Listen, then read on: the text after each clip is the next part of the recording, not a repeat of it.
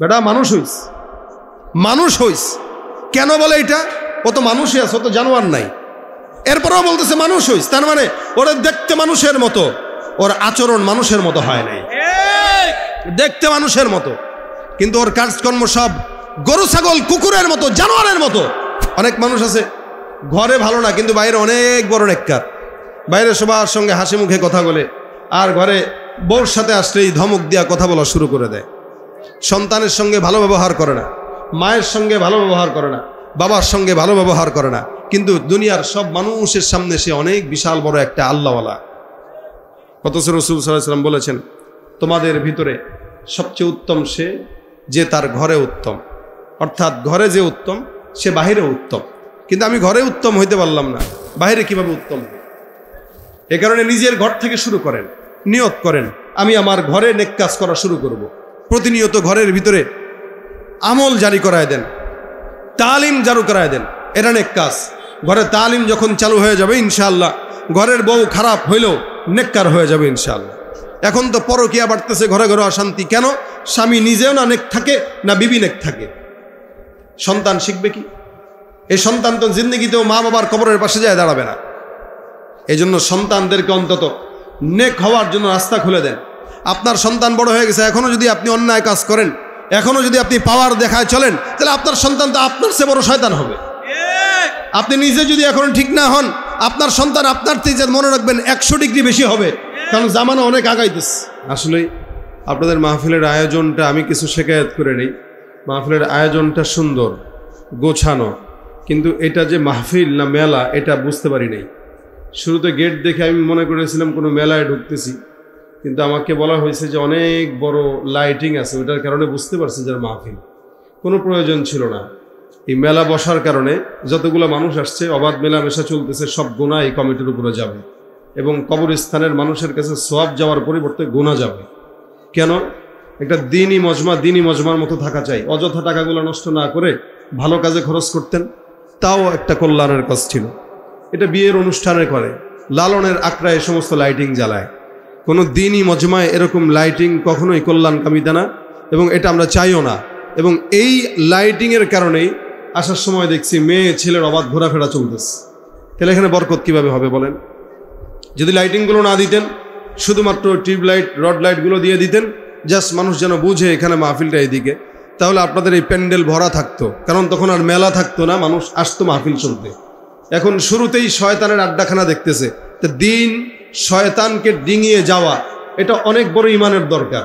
যারা এখানে আসছে, যাদের মোটামুটি শয়তানি কার্যক্রম করে অভ্যস্ত, এরা তো ফাঁকতালেই আটকায় গেছে, আপনাদের এই পর্যন্ত কিভাবে আসবে? এজন্য সামনে থেকে এই জিনিসগুলো খেয়াল করেন। আল্লাহ পাক যেন আমাদের এই কমিটি ভাইদেরকে একটু বুঝার তৌফিক দান করে। বাকি আমি আপনাদেরকে কথাটা মনে আসলো বলে দিলাম, কারণ এগুলো অপছন্দ। যত জায়গায় মাহফিল রাখি, আজকের এই প্রোগ্রামটা আমাদের রায়হান সাহেব নামে একজন মাওলানা আছেন, ওনার মাধ্যমে দিয়েছি। আমি কোনো কিছু জিজ্ঞাসা করি নাই, এমনি দিয়ে দিছি, বলছে আর দিয়ে দিছি। স্বাভাবিকভাবে এই শর্তগুলো দেই। মাইকিংয়ে, মাহফিলে লাইটিং, আলোকসজ্জা, মেলা এগুলো বসানো যাবে না, এই শর্ত সাপেক্ষে প্রোগ্রাম রাখি। যদি জানতাম এরকম হালত হবে, হয়তো এই প্রোগ্রাম আপনারা আমারটাও পাইতেন না, কাশ্মীর সাহেবটাও পাইতেন না। এগুলো অপচয়, আল্লাহর কাছে অপচয় পছন্দনীয়। রাসূল সাল্লাল্লাহু আলাইহি ওয়াসাল্লাম বলেছেন 3 জিনিস পছন্দনীয়, এর ভিতরে অন্যতম হচ্ছে অপচয়। অপচয় করতে যায় যদি টাকা পয়সা অযথা খরচ হয়, সেটা যেই রাস্তায় হোক, ওইটা অপচয়। এই অপচয় যারা করে তারা শয়তানের ভাই। একটা দিনই কাজ অপচয় মুক্ত হওয়া চাই, কি বলেন ঠিক না? আল্লাহ পাক যেন এই কথাগুলো একটু বোঝার তৌফিক দান করেন। সামনে থেকে যেন মাহফিলের ভিতরে এরকম কোনো আলোকসজ্জা, মেলা এগুলো যেন না বস। রাগ করছেন আপনারা? কথা বলেন, রাগ করছেন? এটা আমাদের দায়িত্ব, আমরা বলে দিলাম। বাকি সামনে থেকে আপনাদের দায়িত্ব। আমি আপনাদের সামনে একটি আয়াতে কারিমা তেলাওয়াত করেছি, এটার উপরে কিছু কথা ইনশাআল্লাহ বলবো। আল্লাহ পাক আমাদেরকে মুসলমান বানিয়েছেন। এখানে আমি যেরকম মুসলমান, আপনারাও সেরকম মুসলমান। আরেকটা নাম আল্লাহ পাক রব্বুল আলামিন আমাদেরকে দিয়েছেন, সেটা হচ্ছে ইমানদার, মুমিন।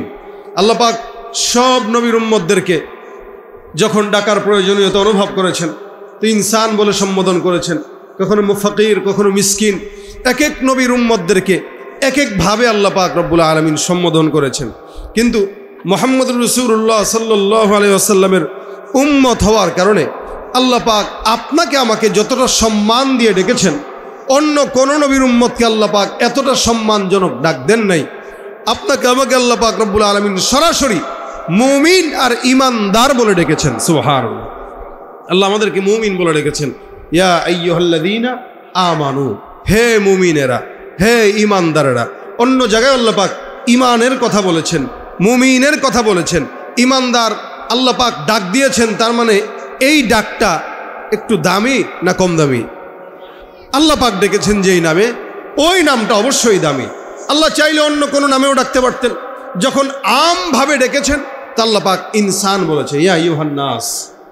আমভাবে যখন ডেকেছেন ইয়া আইয়ুহান নাস, এই নাসের ভিতরে মানুষের, নাসের ভিতরে সকল মানুষ অন্তর্ভুক্ত হয়ে গেল। তো ওই জায়গায় ইয়াহুদিরাও অন্তর্ভুক্ত, নাসারারাও অন্তর্ভুক্ত, খ্রিস্টানরাও অন্তর্ভুক্ত, হিন্দুরাও অন্তর্ভুক্ত, যত মানুষ আছে সবাই ঢুকে গেল। কিন্তু যখন মুমিন বলল, তা আল্লাহ পাক রব্বুল আলামিন এটাকে আলাদাভাবে ইস্তিসনা করে দিল যে ওরা আলাদা, ওরা আলাদা, সকল মুমিন আলাদা, সকল ইহুদি নাসারা আলাদা। ওরা কারা আর তোমরা কারা? বলে ওরা ওদের বন্ধু, তোমরা তোমাদের বন্ধু। মুমিন মুমিনের বন্ধু, কাফের কাফেরের বন্ধু। তখন তোমরা আলাদা, তারা আলাদা। আর মুমিন বলে যখন ডেকেছেন, সব মুমিনকে একসঙ্গে করে নিয়েছেন। এই মুমিনের ভিতরে বাংলাদেশের মুমিনরাও আছে, আমেরিকার মুমিনরাও আছে, কি বলে ইন্ডিয়ার মুমিনরাও আছে, ফিলিস্তিনের মুমিনরাও আছে। অর্থাৎ মুমিন যখন সব একসঙ্গে হয়ে গেছে, নবী করিম সাল্লাল্লাহু আলাইহি সাল্লাম বলেন এরা সবাই এক দেহ এক প্রাণ। ফিলিস্তিনেও কোনো মুমিন যদি নির্যাতিত হয়, বাংলাদেশের এই গৌরীপুরের এলাকার মানুষের গায়ের ভিতরেও তাদের কষ্ট লাগবে, ইমানের ভিতরে কষ্ট লাগবে, আত্মার ভিতরে কষ্ট লাগবে। কেন? যদিও মার খাচ্ছে ফিলিস্তিনের মুসলমান, কিন্তু আমি মুমিন হিসেবে বাংলাদেশে কুমিল্লা জেলা থেকেও আমার গায়ে আঘাত লাগার স্বাভাবিক। এটাই ইমানদারের পরিচয়। কারণ রাসূল বলেছেন, আল মুসলিম আল মুমিন কাজাসাদিন ওয়াহিদ। প্রত্যেকটা মুসলমান, প্রত্যেকটা মুমিন সময় যে যেখানে বসবাস করে, এরা যেন এক প্রাণ, এক দেহ। এখানে যদি আঘাত পায় তাহলে আমেরিকার মুসলমানদের কষ্ট পাওয়া লাগবে, ফিলিস্তিনে যদি কেউ আঘাত পায় বাংলাদেশের মুসলমান কষ্ট পাবে। প্রত্যেকটা জায়গার মুসলমান যে যেখানেই থাকুক, এক দেহ এক প্রাণ, এতে কোনো সন্দেহ নেই। আল্লাহ রাসূল সাল্লাল্লাহু আলাইহি ওয়াসাল্লাম আলাদা করেন নাই, আল্লাহ পাক আলাদা করেন নাই। এই জন্য দুনিয়ার সব মুমিন এক, সব কাফের এক। কোনো ইহুদি নাসারা যদি আমাদের বন্ধু সেজে যায়, তাহলে আল্লাহ পাক রব্বুল আলামিন বলেছেন, লা তাত্তাখিদুল ইয়াহুদা ওয়ান নাসারা আউলিয়া। তোমরা এদেরকে ভাই মারাত্মক বিরক্তিকর। এই পোকাগুলোটা আপনার দুই চারটা পাতা দিয়ে আটকায় রাখতে পারতেন। এটা বন্ধ করে দাও তো, এটা এই লাইট বন্ধ করে দাও। এত ওয়াসওয়াসা ঢুকে গেছে আমার ভিতরে, লাইট বন্ধ করে দাও।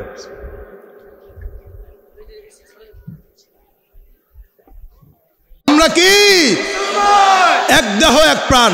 মুসলমান কোনদিন ইহুদি নাসারার বন্ধু হতে পারে, মুসলমান কোনদিন খ্রিস্টানের বন্ধু হতে পারে, মুসলমান কোনদিন হিন্দুদের বন্ধু হতে পারে। আল্লাহ পাক বলেন, বাদুহুম আউলিয়া ও বাদ, তারা তাদের বন্ধু, তোমরা তোমাদের বন্ধু। ইমানদার ইমানদারের বন্ধু হবে, বেঈমান বেঈমানের বন্ধু হবে। ইমানদাররা যদি ইমানদারের বন্ধু হয়ে থাকতো, আজকে সমাজে দলান্ধতা করে এক দল আরেক দলকে আঘাত দিয়ে হত্যা করতে পারতো না। রাজনীতির নামে আজকে সমাজে ভাইয়ে ভাইয়ে মৃত্যুবরণ করতে হতো না। সমাজের মুমিনরা যদি একসঙ্গে হয়ে যেত, তাহলে দলাদলি থাকতো, কিন্তু দলাদলির কারণে ইসলামকে বাদ দিয়ে তারা ওই দলের নেতার গোলামি করতে পারতো না। এজন্য ভাইরা আমার, আল্লাহ পাক রব্বুল আলামিন মুমিনকে মুমিনের বন্ধু বানিয়ে দিয়েছেন। এই জন্য আল্লাহ পাক মুমিন সম্বোধন করে ইমানদারদের কাজ দিয়েছেন দুইটা, যে ইমানদার যদি দুইটা কাজ করে, আল্লাহ পাক তাদেরকে জান্নাতুল ফিরদাউসে দান করে দিবেন। সুবহানাল্লাহ। আল্লাহ তাদেরকে জান্নাতুল ফিরদাউস ঢুকাবেন। কবরস্থান যেহেতু পাশে আছে, আমরা সবাই 5 ওয়াক্ত নামাজের পরে দোয়া করি, আল্লাহ তাদেরকে জান্নাতুল ফিরদাউস দাও। নবী করিম সাল্লাল্লাহু আলাইহি ওয়াসাল্লাম বলেছেন, যখন তোমরা দোয়া করবা আল্লাহর কাছে জান্নাতুল ফিরদাউসটা চাও। কেন? জান্নাতুল ফিরদাউস অনেক দামি জান্নাত, শ্রেষ্ঠ জান্নাত। যত জান্নাত আছে সব জান্নাতের ভিতরে এটা দামি। এই কারণে আল্লাহ রাসূল বলে দিয়েছেন, তোমরা এটা চাও। নবীও চাইতেন। কেন? জান্নাতুল ফিরদাউসে সব নবীদের অবস্থান থাকবে, জান্নাতুল ফিরদাউসে সব ওলিদের অবস্থান থাকবে, জান্নাতুল ফিরদাউসে শহীদদের অবস্থান থাকবে, জান্নাতুল ফিরদাউসে আল্লাহ পাকের পয়গম্বরের সাহাবা আজমাইনদের অবস্থান থাকবে। এবং জান্নাতুল ফিরদাউসে যারা থাকবে আল্লাহ পাক রব্বুল আলামিনের রাসূল বলেন ওই জান্নাতুল ফিরদাউসে ঈমানদাররা বসে বসে স্বয়ং আল্লাহ পাক রব্বুল আলামিনের আরশ দেখবে। আস্তে বললেন সুবহানাল্লাহ, আরেকটু জোরে বলেন সুবহানাল্লাহ। এই যে দাঁড়ায় আছে একটু বসে দেন, কমিটির ভাইরা একটু বসায় দেন, দয়া করে বসায় দেন। যথেষ্ট জায়গা ওই পাশে খালি আছে, সবাইরে বসান ভাই, বসায় দেন, পরিবেশ করেন। জান্নাতুল ফিরদাউসে আল্লাহ পাক সব নবী, সাহাবী, তাবেঈ, শহীদদেরকে আল্লাহ পাক রাখবেন। এই জন্য জান্নাতুল ফিরদাউস চাওয়ার জন্য বলা হয়েছে। এই যে দুনিয়ার এপারে আসি, ওপারে গেলেই জান্নাত, বেশি দূরে না, বলে শুধুমাত্র 3.5 হাত মাটির একটা পার্থক্য। আলমে বরজখে যদি কেউ যায় তো তার আল্লাহ পাক রব্বুল আলামিন ওই জায়গায় তার জন্য জান্নাতের বিছানা বিছায় রাখছেন। আমরা পাইলিং করি 65 ফুট 70 ফুট, কিন্তু জান্নাতের ঘ্রাণও পাই না। কিন্তু আলমে বরজখে যখন চলে যায় ইমানদার, তো আল্লাহ পাক তার জন্য জান্নাতের বিছানাটাও বিছায় রাখে, যেটা দুনিয়ার চর্ম চোখে দেখা যায় না। আল্লাহ রাসূল সাল্লাল্লাহু আলাইহি ওয়াসাল্লাম বলেছেন, আল জান্নাতু হাক্কুন ওয়ান নারু হাক্কুন, জান্নাতও সত্য, জাহান্নামও সত্য। এটা আমি আল্লাহর নবীকে আল্লাহ পাক মেরাজের রাত্রিতে নিয়ে দেখিয়েছেন। সুবহানাল্লাহ। আমরা না দেখলেও আল্লাহ রাসূল দেখেছেন, আমরা না জানলেও নবী জানেন। যারা বলে আমরা জান্নাত দেখি না, বিশ্বাসও করি না, যারা বলে জাহান্নাম দেখি না, বিশ্বাস করি না, তারা কি মুমিন না নাস্তিক? কি বলেন না? নাস্তিক। ওরা তো নিজের পিঠটাও দেখে না, জান্নাত কিভাবে দেখবে? ওরা তো নিজের এই যে দামি গলা, এই জায়গায় দেখে না আয়না ছাড়া। একটা মানুষ যখন নিজের শরীরের অঙ্গই দেখতে পারে না, সে আল্লাহর জান্নাত কিভাবে দেখবে দুনিয়ার জমিনে থেকে? তবে ওইটা আল্লাহ পাক রব্বুল আলামিনের হাবিব দেখেছেন। এই জন্য রাসূল বলেন, আল্লাহ পাক রব্বুল আলামিন প্রত্যেকটা ইমানদারকে জান্নাতের সুসংবাদ দিয়েছেন। ইমানদার যদি 2টা কাজ করে, ইন্নাল্লাযীনা আমানু ওয়া আমিলুস সলিহাত, সব বান্দাদেরকে আল্লাহ পাক রব্বুল আলামিন বলেছেন নিশ্চয়ই মুমিনরা যদি ইমানদার হয়ে যায়, আর যদি ইমানদার হওয়ার পাশাপাশি তারা নেক কর্মকাণ্ড করে। ইসলামের বুনিয়াদ 5টার ভিতরে 1 নম্বর বুনিয়াল ইসলামু আলা খামস, শাহাদাতি আল্লা ইলাহা ইল্লাল্লাহ। আল্লাহর রাসূল সাল্লাল্লাহু আলাইহি ওয়াসাল্লাম বলেন ইসলামের মূল ভিত্তি 5টির ভিতরে অন্যতম জিনিস 1 নম্বর লা ইলাহা ইল্লাল্লাহ। আল্লাহ পাক রব্বুল আলামিনের হাবিব বলেন ইসলামের মূল ভিত্তি 5টির মধ্যে 1 নম্বর লা ইলাহা ইল্লাল্লাহর স্বীকারোক্তি দেওয়া, ইমানদার হয়ে যাওয়া। ইমানদার যদি কোনো বান্দা হয়, এখন কি করবে? আল্লাহ পাক রব্বুল আলামিন বলেছেন ইমানদার হয়ে গেলে এখন তোমার কাজ ওয়া আমিলুস সলিহাত, নেক কাজ করবা। নেক কাজটা কি? সমাজের মানুষ মনে করে নামাজ পড়াটাই মনে হয় নেক কাজ, সমাজের মানুষ মনে করে মনে হয় রোজা রাখাটাই নেক কাজ, সমাজের মানুষ মনে করে তাসবিহ জপাটাই নেক কাজ, সমাজের মানুষ মনে করে সাদাকা করাটাই নেক কাজ। কিন্তু আল্লাহ রাসূল সাল্লাল্লাহু আলাইহি ওয়াসাল্লাম বলেন একজন ইমানদার আরেকজন ইমানদারকে রাস্তাটাও যদি বাতলায় দেয়, এটাও হলো নেক কাজ। কেউ কারো সঙ্গে রাস্তা জিজ্ঞাসা করলো, ভাই এখান থেকে কুমিল্লা কেমনে যাওয়া লাগে, এখান থেকে মতলব কিভাবে যাওয়া যায়, কচুয়া কিভাবে যাওয়া যায়, রহিমানগর কিভাবে যাওয়া যায়, নয়াপুর কিভাবে যাওয়া যায়, এ আশেপাশের এলাকার কথা কোনো গাড়িওয়ালা সিএনজিওয়ালা যদি জিজ্ঞাসা করে, আল্লাহর নবী ডাক দিয়া বলেন ওই আরেকজন যাকে জিজ্ঞাসা করলো সে যদি রাস্তাটাও বাতলায় দেয়, এই রাস্তা বাতলায় দেওয়াটাও তার জন্য সদকার সমপরিমাণ সওয়াব। শুধু তাই নয়, রাস্তা দিয়ে হাঁটতেছেন, একজন মুমিনের সঙ্গে আরেকজন মুমিনের সাক্ষাৎ। আল্লাহর নবী সাল্লাল্লাহু আলাইহি ওয়াসাল্লাম বলেন এই যে সাক্ষাৎটা হয়ে গেল, নবী বলেন কেউ কারোর সঙ্গে সাক্ষাৎ যখন করলো, যদি হাসি মুখে সাক্ষাৎ করে, আল্লাহ রাসূল বলে চেহারাটা হাসি দিয়া কোনো ইমানদারের সঙ্গে দেখা করলেও ওই দেখা করার ভিতরেও আল্লাহ পাক রব্বুল আলামিন ইমানদারকে সদকার সমপরিমাণ সওয়াব দান করে দেয়। সুবহানাল্লাহ। এটাও হলো নেক কাজ। একটা ইমানদার রাস্তা থেকে কষ্টদায়ক বস্তু সরায় দেওয়াটাও ঈমানের কাজ। আল্লাহ রাসূল সাল্লাল্লাহু আলাইহি ওয়াসাল্লাম অন্য হাদিসে বলেন মুমিনরা যেন মানুষকে খাবার খাওয়ায়, মেহমানদারি করায়, আর মুমিনদের অন্যতম গুণ সে যেন পথের থেকে কাঁটাযুক্ত রাস্তা থেকে কাঁটা সরায় দেয়, কষ্টদায়ক বস্তু যেন ইমানদার রাস্তা থেকে সরায় দেয়। রাস্তায় হাঁটতেছেন, একটা কলার সোলকা দেখলেন, ওই সোলকাটা সরায় দেওয়া, এটাও ইমানের অন্যতম কাজ, নেক কাজ। একটা কাঁটাও রাস্তার মধ্যে পড়ে গেল, এই কাঁটাটাও সরায় দেওয়া ঈমানের কাজ। আল্লাহ নবী সাল্লাল্লাহু আলাইহি ওয়াসাল্লাম বলেন, নেক কাজ যদি করতে চাও, কোটি কোটি কোটি কোটি নেক কাজ আছে, এই সমস্ত কিছুকে আল্লাহ পাক রব্বুল আলামিন নেক কাজের অন্তর্ভুক্ত করে দিলেন। একটা মানুষ আদনা থেকে আদনা ঈমানের কাজ যদি করে, নেক নিয়তে কোনো ঈমানদার বান্দা যদি কাজ করে, ওই কাজটাকেও আল্লাহ পাক রব্বুল আলামিন সওয়াবের অন্তর্ভুক্ত করে। আর কেউ যদি নেক কাজ করার নিয়ত করে, আমার আল্লাহ পাক রব্বুল আলামিনের হাবিব বলেন, নেক কাজ যদি বান্দা করতে নাও পারে, নিয়তের বরকতে আল্লাহ পাক রব্বুল আলামিন তার আমলনামায় ওই নেক কাজ করার সমপরিমাণ সওয়াব দান করে দিবেন। সুবহানাল্লাহ। রাসূল সাল্লাল্লাহু আলাইহি ওয়াসাল্লাম বলেন, কেউ যদি নেক কাজের নিয়ত করে কিন্তু করে নাই, নিয়ত করলো করতে পারে নাই, হায়াত শেষ হয়ে গেছে। কেউ নিয়ত করলো আমি আগামী শীতের ভিতরে 100টা কম্বল বিতরণ করব, কেউ নিয়ত করলো আমি এলাকার ভিতরে 100 জন মানুষ যদি মারা যায় তাদের কাফন দাফনের বন্দোবস্ত করে দিব, কেউ নিয়ত করলো কবরস্থানে অনেক জায়গা আছে, আমি এরকম 100 জনের জায়গার বন্দোবস্ত করে দেব, অর্থাৎ 100টা মানুষের কবর যেন ওই জায়গায় রেডি হইতে পারে, এরকম 100 মানুষ যেন শুইতে পারে, তাদের কবরের জায়গার বন্দোবস্ত আমি করে দিব, টাকা দিব। অথবা কোনো বান্দা যদি নিয়ত করে কোনো একটা ভালো কাজ করে, আল্লাহ নবী বলেন, ওই বান্দা যদি ভালো কাজ করতে না পারে, আল্লাহ রাসূল সাল্লাল্লাহু আলাইহি ওয়াসাল্লাম বলেন, কাতাবাল্লাহু লাহু হাসানাতান কামিলা, ওই বান্দা পরিপূর্ণ নেক কাজ করতে না পারলেও নিয়ত করার কারণে আমার আল্লাহ ওই বান্দাকে পরিপূর্ণ নেক কাজের সওয়াব বান্দার আমলনামায় লিখে দিবেন। সুবহানাল্লাহ।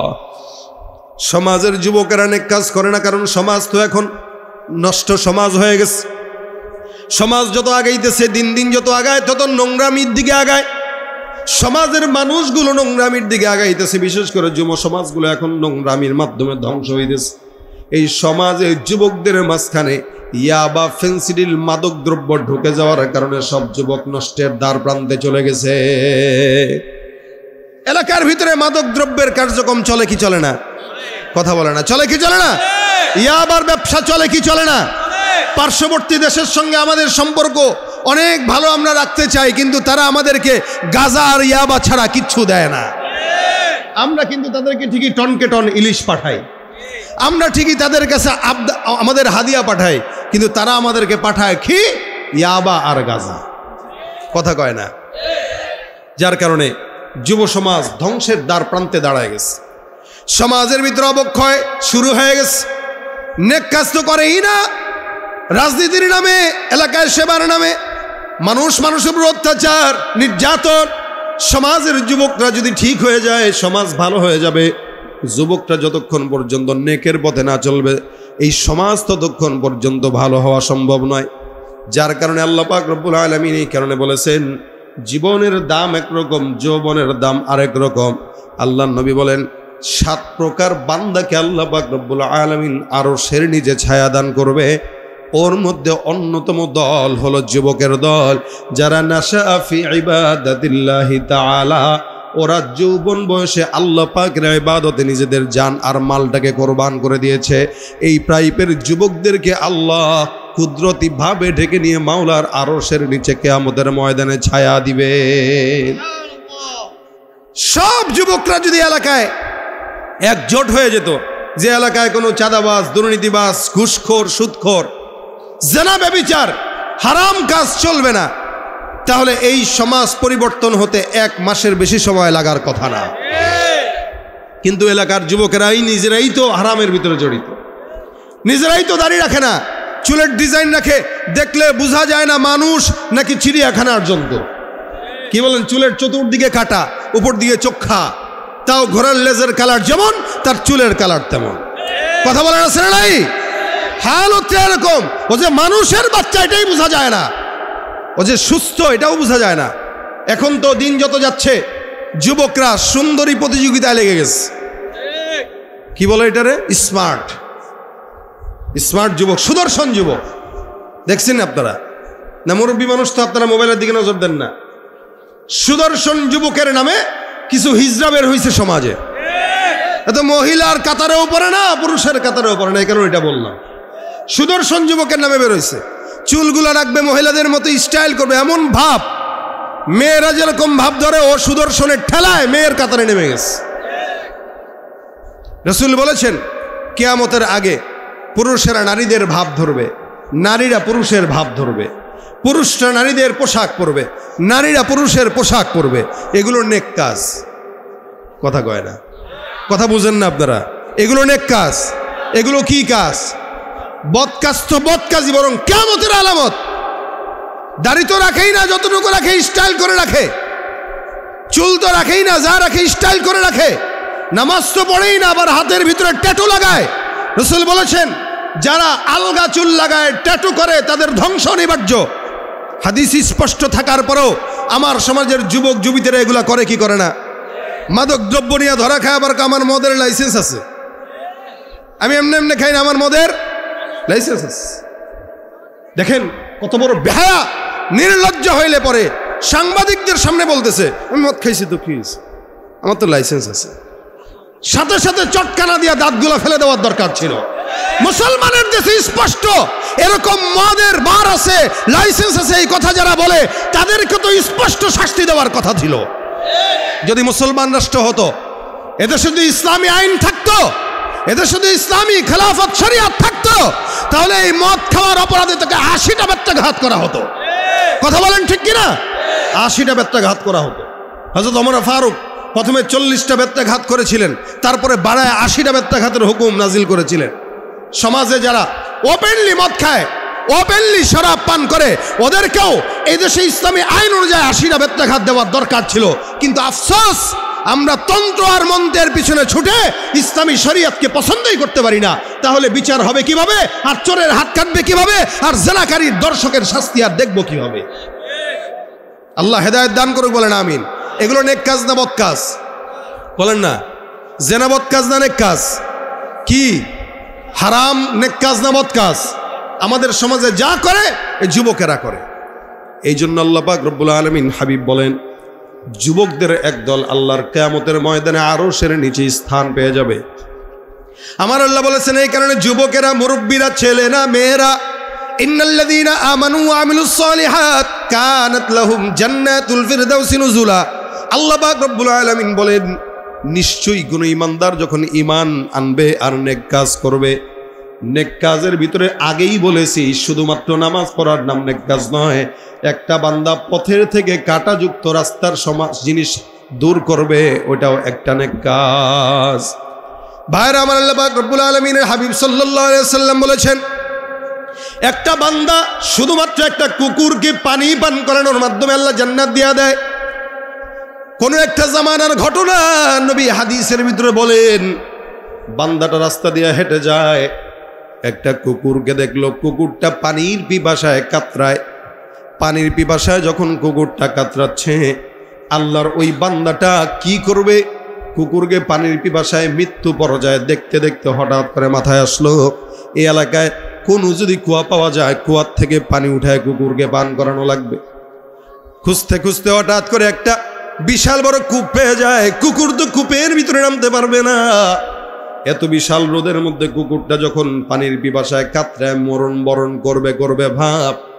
আল্লাহর গুনাহগার বান্দা সারা জিন্দেগি যেই বান্দাটা কোনো নেক কাজ করে নাই, নবী করিম সাল্লাল্লাহু আলাইহি ওয়াসাল্লাম বলেন ওই আল্লাহর বান্দাটা কুয়ার মধ্যে নামলেন, নামার পরে তার চামড়ার মোজাটা নিলেন, ওই মোজাটার মধ্যে পানি পান করলেন নিজেও এবং পানি ভরলেন, মোজাটা দিয়ে পানি পান করলেন এবং পানিটা ভরে আবার কুয়ার থেকে উপর নামলেন। ওই আল্লাহর বান্দাটা কুকুরকে পানি পান করাইলেন। আল্লাহর নবী সাল্লাল্লাহু আলাইহি ওয়াসাল্লাম ডাক দিয়া কয় সাহাবা আজমাইনের দল, ওই আল্লাহর বান্দাটা সারা জিন্দেগি মাওলারে না ডাকলেও একটা কুকুরকে পানি পান করা দিলের ভিতরে শান্তি দেওয়ার কারণে আমার আল্লাহ ওই বান্দাকে আল্লাহর জান্নাত দান করে দিয়েছে। একটা কুকুর নিকৃষ্ট প্রাণী, যদি কুকুর কোনো জায়গায় মুখ দিয়ে ধোয়া লাগে, মাটি দিয়ে পরিষ্কার করা লাগে, এটা শরীয়ত। কুকুর যদি পান করে, কুকুর যদি গায়ে লাগে, কুকুরের লালাও যদি গায়ে লাগে না পাক, কিন্তু আল্লাহ নবী সাল্লাল্লাহু আলাইহি ওয়াসাল্লাম বলেন, কুকুর যতই নাপাক হোক না কেন, ওই নাপাক প্রাণী কেউ যদি কোনো বান্দা পানি পান করায়, দিলটাকে শান্তি করে, সৃষ্টির খেদমত করে, মাখলুকাতের খেদমত করে, আমার আল্লাহ পাক রব্বুল আলামিন খেদমতের নিয়তে, খেদমতের বরকতে সারা জিন্দেগি গুনাহ করনেওয়ালা বান্দাকেও মাফ করে দিয়া জান্নাত দিতে পারে কি পারে না? এই জন্য ভাইরা আমার, নেক কাজ করে আল্লাহ পাক রব্বুল আলামিন বান্দাকে আদেশ দিলেন নেক কাজ করো। অপরদিকে আমার পয়গম্বর বলেন, আর একটা নেককার বান্দা, ওই বান্দাটা একটা বিড়াল পালতো, কিন্তু অথবা রাস্তা দিয়ে কোনো বিড়ালকে দেখলো কষ্ট দেওয়ার কারণে, আল্লাহ রাসূল সাল্লাল্লাহু আলাইহি ওয়াসাল্লাম বলেন, একটা নেককার বান্দা বিড়ালকে কষ্ট দেওয়ার কারণে আল্লাহ পাক তাকে জাহান্নাম দিল, আর একটা বদকার বান্দা একটা কুকুরকে পানি পান করানোর মাধ্যমে আল্লাহ পাক তাকে জান্নাত দিয়া দিল। এই কারণে নেক কাজ ছোট হোক, এটা ছোট না, এটা অনেক বড়। আল্লাহ পাক ছোট থেকে ছোট নেক কাজের জাযা যদি দিতে ইচ্ছা করেন, তাহলে অনেক বড় জাযা দিতে পারেন। এটা তো আল্লাহ পাকের হাতে। এই কারণে অটো দিয়ে কোনো জায়গায় যাইতেছেন, অটোওয়ালাকে দেখলেন নেক কাজ বলতেছে, অটোওয়ালাকে দেখলেন মুরব্বী মানুষ, 3টা বাজে আপনি বাসার গেইটে নামলেন, বলবেন কাকা দুপুরে খানা হইল কিনা? কাকা যদি বলে না না এখনো খাবার সুযোগ পাই নাই, নেক কাজের নিয়তে কাকারা ডাক দিয়া বলেন, কাকা চলেন বাসার মধ্যে ডাল ভাত যা আছে একটু খেয়ে নেন। ছোট্ট একটা নেক কাজ, কিন্তু আল্লাহর আরশ খুশি হয়ে যায়। একটা সামান্য একটা ভিক্ষুক আসছে, তারে একটু খাবার দিয়ে দেন। একটা মানুষের সঙ্গে একটু ভালো করে কথা বলেন, নেক কাজ ছোট। আরে একটা মুমিনের তো সব কাজই নেক। মুমিন যেই কাজই করবে আল্লাহ পাক ওই কাজেই সওয়াব দান করে, সেটা ছোট হোক বড় হোক। বাথরুমে যাওয়ার সময় যদি কোনো মুমিন দোয়া পড়ে ঢুকে, তো ওই ছোট্ট নেক কাজেও আল্লাহ পাক মুমিনকে সওয়াব দান করে দেন। একটা মুমিন বাজারে যাবে, ওইটাও আল্লাহ পাক সওয়াব লিখে দেন, এগুলোও নেক কাজ।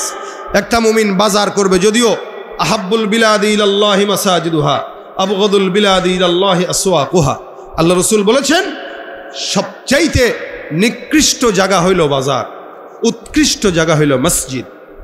কিন্তু কখনো কখনো নিয়তের কারণে কোনো মানুষ মসজিদে ঢুকলেও আল্লাহ পাক তার সওয়াব দেয় না, আবার নিয়তের কারণে কিছু মানুষ মাছের বাজারে গেলেও আল্লাহ পাক সওয়াব দান করেন। কিছু মানুষ মসজিদে সারা বছর ঢুকে না, কিন্তু সামনে নির্বাচন, দেখবেন নতুন করে টুপি আর দাড়ি রাখা শুরু করে দিবে। কথা কয় না? নতুন করে দাড়ি রাখে, নতুন করে টুপি পড়ে, সারা জিন্দেগি মসজিদের বারান্দাও যায় না। আর আমাদের দেশের মুসলমানদের হালত হইল, ফজরের নামাজের দিকে মসজিদে তাকান, দেখবেন কোনো মুসল্লি নাই, মনে হয় এদেশে সব নাস্তিক ভরা। আর জুমার নামাজে মসজিদে তাকান, দেখবেন মনে হয় এদেশে সব ইমানদার ভরা। কথা কয় না?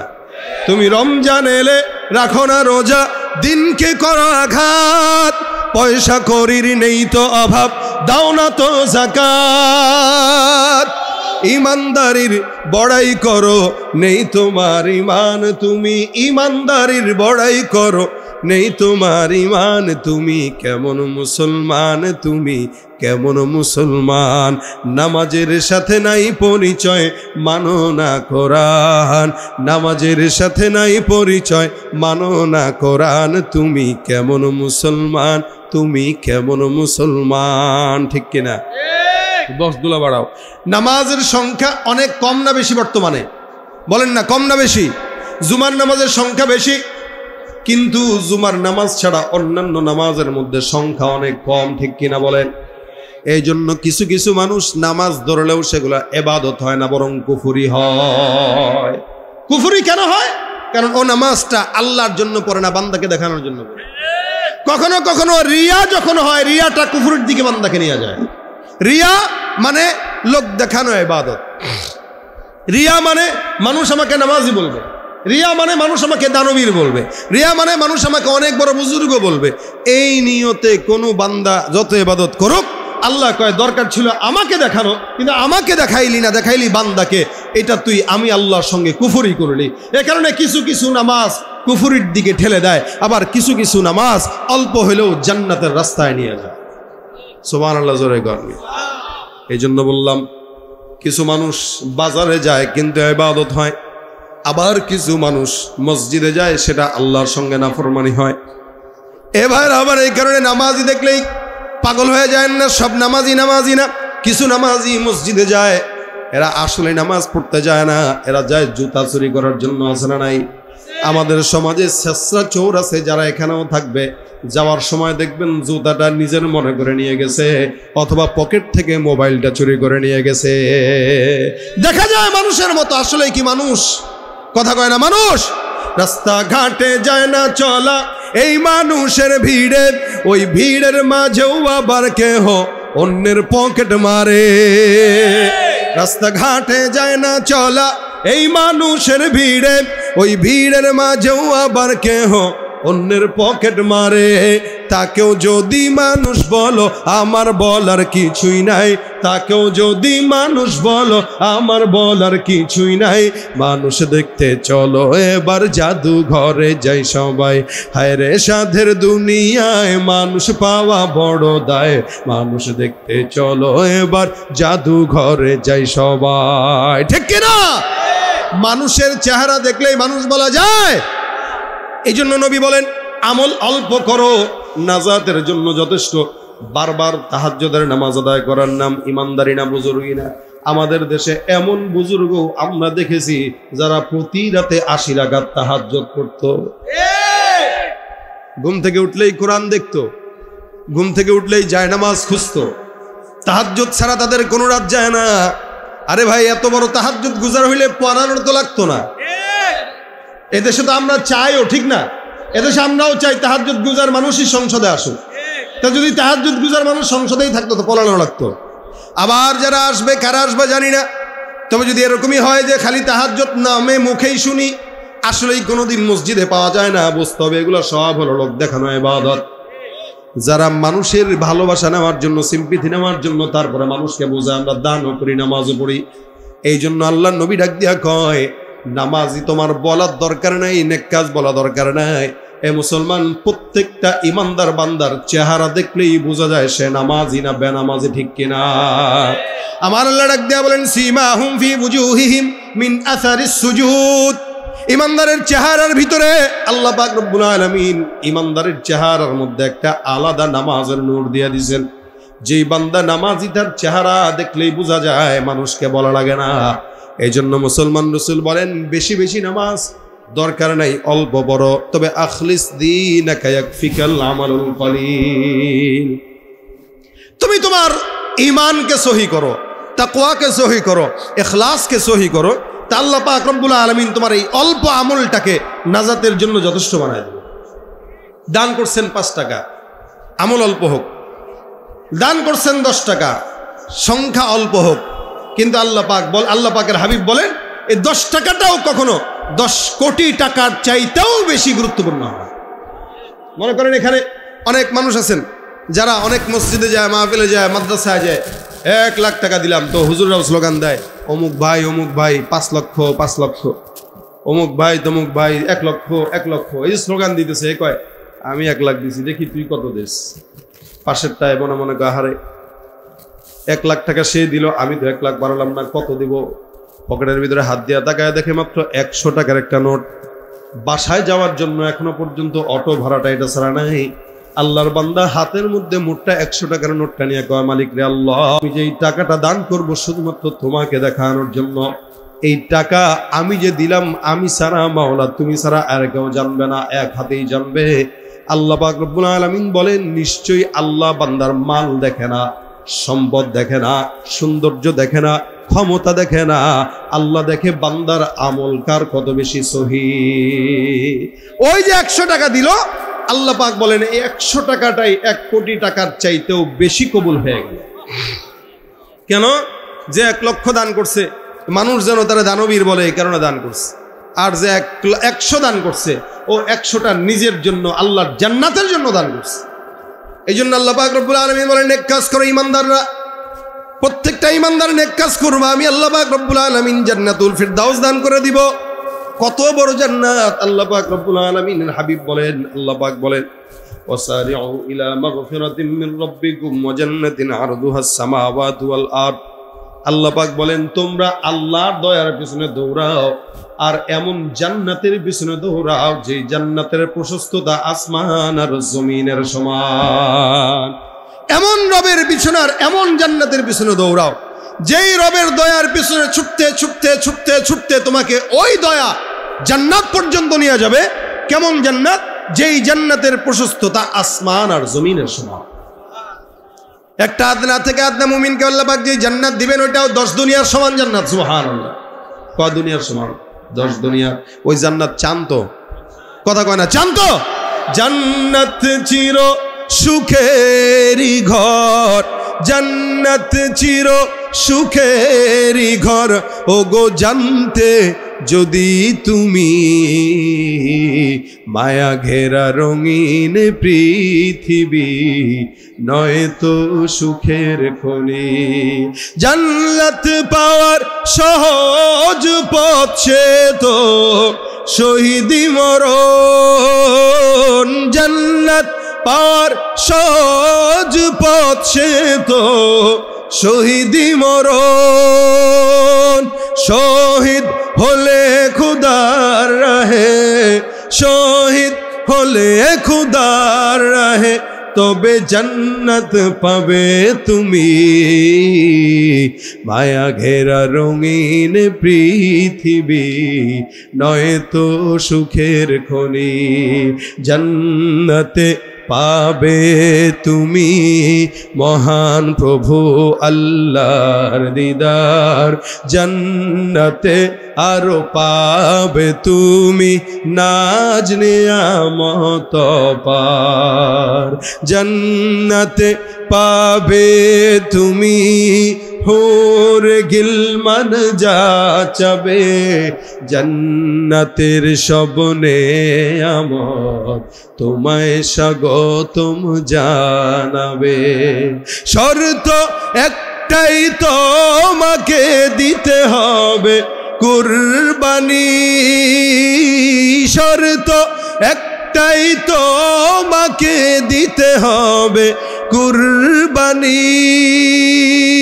করতে পারো তুমি যদি, করতে পারো তুমি যদি সেই আল্লাহর গোলামি, মায়া ঘেরা রঙিন পৃথিবী নয় তো সুখের খনি। আল্লাহ আমাদের সকলকে জান্নাত দান করুক, বলেন আমিন। এই যে ভাইরা আমার, জান্নাত পাওয়ার জন্য শর্ত এখানে আল্লাহ দুইটা দিয়ে দিলেন। 1 নম্বর ঈমানদার হওয়া। আলহামদুলিল্লাহ, আল্লাহর ফজল করেন আমরা সবাই ঈমানদার। সন্দেহ আছে? আমরা সবাই কি ঈমানদার? বলতে একটু ভয় লাগে। কেন ভয় লাগে? কারণ ঈমানদার মুখে মুখে আছে, অন্তরে নাই। অধিকাংশ ঈমানদারদের হালত হলো আমরা নিজেরা মুমিন দাবি করি, কিন্তু নামাজ নাই, রোজা নাই, পর্দা নাই, আখলাক নাই, চরিত্র নাই, সুন্নত নাই, সবগুলো হলো মুনাফিক মার্কা ঈমানদার। ঠিক কিনা? এটার একটা কারণ আছে অবশ্য। কারণটা হলো আমরা রেডিমেড ঈমানদার। রেডিমেড ঈমানদার মানে জন্মসূত্রে ঈমানদার, জন্মসূত্রে মুসলমান। আমার বাবা মুসলমান, দাদা মুসলমান, আমিও মুসলমান। জন্মের পরে আজান দেখবা না দেখ মুসলমান। এখন তো আর আজানও দেয় না, এখন জন্মের পরে এখানে আজানও দেয় না, একামতও দেয় না। কেন দিবে? কেমনে দিবে? সিজারের বাচ্চা হয়, মা একদিকে, বাচ্চা একদিকে, বাবা আরেক দিকে। আজান যে দেওয়া লাগবে জানেও না। ঘরের ভিতরে নিয়ে আসে ওই সন্তানের আওয়াজ, কানের ভিতরে যায় হলো গানের আওয়াজ আর মুভির আওয়াজ। ওই সন্তানের কাছে কোরআন হাদিসের আওয়াজ কিভাবে ভালো লাগতে পারে বলেন? যার জন্মের পরে কানের ভিতরে আজান যায় না, ওর কাছে কানে তো আল্লাহর কোরআনের আওয়াজ ভালো লাগার কথাই না। এটাই স্বাভাবিক। যদি কানে আজান যাইতো আর একামত যাইতো, তাহলে সারা জিন্দেগি একামতে দ্বীনের জন্য সে লড়াই করত, আর আল্লাহর কোরআন সুন্নাহর জন্য জান দেওয়ার জন্য প্রস্তুত থেকে যেত। ঈমানদার দাবি করে হয়ে গেছে তো জন্মের সূত্রে ঈমানদার হয়ে গেছে। যদি সাহাবা আজমাইনদের মতো রক্ত দেওয়া লাগতো, সাহাবা আজমাইনদের মতো জীবন দেওয়া লাগতো, তাহলে প্রত্যেকটা ঈমানদার জান কোরবান করে হলেও ঈমানের পথেই অটল থাকতো। এই ঠিক কথাটাও আপনাদের ঈমানের এতটুকু জোর নাই যে জোরে সোরে বলবেন। এই যে হালত হলো এই হালতটাই আমাদের, যার কারণে আমাদের উপরে তারা জয় লাভ করে, আমরা পারি না। ভাইরা আমার, এই জন্য আল্লাহ পাক ঈমানদারের কথা, ঈমানদার মুমিনদেরকে ঈমানদার হওয়ার জন্য বলেছেন, ইয়া আইয়ুহাল্লাযীনা আমানু আমিনু, হে মুমিনেরা তোমরা ঈমানদার হও, হে ঈমানদারেরা তোমরা মুমিন হও। আরে ভাই, ঈমানদাররা তো ঈমানদার আছে, আবার মুমিন হওয়ার জন্য কেন বললেন? অনেক সময় আমরা কথায় কথায় বলি, বর্তমান সময়ে যুবকদেরকে দেখবেন চলাফেরায় বোঝা যায় না যে মানুষ। ও যেখানে খায় সেখানেই ঘুমায়, সেখানেই কাম সারে, আর গাছ হোক পার্ক হোক যেখানেই ঢুকে ওখানেই বাস জোড়ায় জোড়ায় বসে যায়। গরু ছাগলের যেরকম জায়গা নাই, হায়ওয়ান কুকুর বিড়ালের যেরকম জায়গা নেই, বেজাগায় মেলামেশা করে, বর্তমান সময়ের মানুষগুলো জায়গায় জায়গায় মেলামেশা করা শুরু করে দিয়েছে, সব হায়ওয়ান জানোয়ারের মতো। এজন্য বলে মানুষ হইস, মানুষ হইস, কারণ মানুষ হওয়া দরকার। মুমিনদেরকে আল্লাহ পাক ইমানদার হওয়ার আদেশ দিলেন এই কারণে, তোমরা মুমিন দাবি করো কিন্তু ইমানদার হইতে পারো নাই। খালি মুখে মুখে ইমানদার বলা যায় না, অন্তরে ইমানের নূর থাকা লাগে। এজন্য মুমিনদেরকে আল্লাহ পাক এক নম্বরে বলেছেন ইন্নাল্লাযীনা আমানু, হে ঈমান যারা এনেছে, ওয়া আমিলুস সলিহাত, এবং সৎ কাজ যারা করবে বা করেছে, কানাত লাহুম, তাদের জন্য থাকবে কি জান্নাতুল ফিরদাউস। আল্লাহ পাক রব্বুল আলামিন শুধু শর্ত দিয়েছেন দুইটা, ইমানদার একটা, নেক কাজ একটা। ইমানদার তো আলহামদুলিল্লাহ আছি, এখন বাকি কোনটা? কথা বলে না, বলেন না, জোরে বলেন, বাকি কোনটা? নেক কাজ। ইমানদার তো আছি, বাকি দরকার নেক কাজ। এই নেক কাজ যদি কোনো ইমানদার নিয়ত করে যে আমি আজকে থেকে নেক কাজ করব। নেক কাজ আমি আগেই বলেছি, বড় বড় কাজ করার নাম নেক কাজ নয়। আমরা যারা দুর্বল আছি, গরিব আছি, মিসকিন আছি, ফকির আছি, আমাদের অনেক কাজ করার সুযোগ আছে, আল্লাহ পাক দিয়ে দিয়েছেন। কারো সঙ্গে হাসি মুখে দেখা করেন, ওটাও অনেক কাজ। কাউকে একবেলা খাবার খাওয়ান, ওটাও অনেক কাজ। কেউ আপনার কাছে পথ জিজ্ঞাসা করলো, পথটা বাতলায় দেন, এটা অনেক কাজ। কাউকে একটা উত্তম কথা বলেন, ওটা অনেক কাজ। বলে এই নেক কাজের সওয়াব কতটুকু? বলে সদকা দিলে যতটুকু সওয়াব, ওই নেক কাজের সওয়াব ও সৎকার সমপরিমাণ সওয়াব। আখলিস দীনাক ইয়াকফিকাল আমালুল কলিল। সহি করেন ইমানকে আর অন্তরকে। এই সহি করে যেই কাজই করবেন বেশি দরকার নাই, অল্প করেন, অল্পটাই নাজাতের উসিলা হয়ে যায়। আমরা তো করতেই জানি না, নেক কাজ কোনটা বুঝিও না, জানিও না, আমরা বুঝিও না কিভাবে নেক কাজ করতে হয়। এই জন্য ঘরের থেকে শুরু করেন, বিবির সঙ্গে আজকে থেকে ভালো উত্তম ব্যবহার শুরু করেন। আপনি যদি আপনার সন্তানকে একটু দেখান, আপনার সন্তান ওখান থেকে শিখবে। সন্তানকে কোলে নিয়ে মাহফিলে আসেন, সন্তানকে সাথে নিয়ে মসজিদে যান, নামাজ পড়েন, সন্তানকে সাথে নিয়ে কখনো শুক্রবারে একবার একটু কবরস্থানগুলো জিয়ারত করেন, নেক কাজ। কোনোদিন তো কবরস্থানে যান না, যাবেন কেমনে? আপনার তো মরবেন এটাই তো বুঝেন না, মরবে যে এটাই তো চিন্তা করে না, কবরস্থানে যাবে কেন? কারে কবরস্থানে বসে যায় নাকি? অথচ কবরস্থানে গেলে মৃত্যুর কথা স্মরণ হয়। এজন্য রাসূল বলেছেন আকসিরু যিকরা হাদিমিল লাজ্জাতিল মাউত, বেশি বেশি মৌতের কথা স্মরণ করো। আর স্মরণ করার অন্যতম একটা কারণ, মাধ্যম হইল কবরে যাওয়া, বেশি বেশি কবরস্থানগুলো জিয়ারত করা। দাদা নাই, মা নাই, বাবা নাই, নানি নাই, নানা নাই, আপনি কবরস্থান জিয়ারত করেন। অথবা আপনার কেউ মরে নাই কিন্তু এলাকার তো মানুষ মরছে, যে কোনো একটা কবরের পাশে দাঁড়ান, দাঁড়ায় দাঁড়ায় সূরা ফাতিহা একবার পড়েন, সূরা ইখলাস 3 বার পড়েন। আপনি যদি আপনার এলাকার পার্শ্ববর্তী মানুষের কবরও জিয়ারত করেন, ইনশাআল্লাহ আপনি মরলেও এলাকাবাসী আপনার কবর জিয়ারত করবে। এলাকাবাসী যখন দেখবে যে এই এলাকায় একটা ছেলে আছে, ও প্রত্যেক দিন কবরস্থানের সামনে হাইটে একটু 2টা মিনিট দাঁড়ায় দোয়া করে, ভাই কি এমন ক্ষতি হয়? কবরস্থান পাশে আছে, আপনার বাসার উপর দিয়ে আপনি যাওয়ার পথে 1টা মিনিট দাঁড়ান, দেখবেন অনেক কবরস্থানে লেখা থাকে, হে পথিক একটু দাঁড়াও, একটু দোয়া করে যাও। ভাই এই ডাকটা আপনার আমার কলবে পৌঁছায় না। আমি আপনি যখন মারা যাব তখন আমি আপনি এই ডাকের মর্যাদা বুঝবো। এই ডাকটা কত ডাক, এই ডাকটা কত গুরুত্বপূর্ণ ডাক। প্রত্যেকটা মা বাবা তার সন্তানের জন্য অপেক্ষায় থাকে যে আমার সন্তান একটু কোরআন তেলাওয়াত করে আমার কাছে সওয়াব পাঠাবে।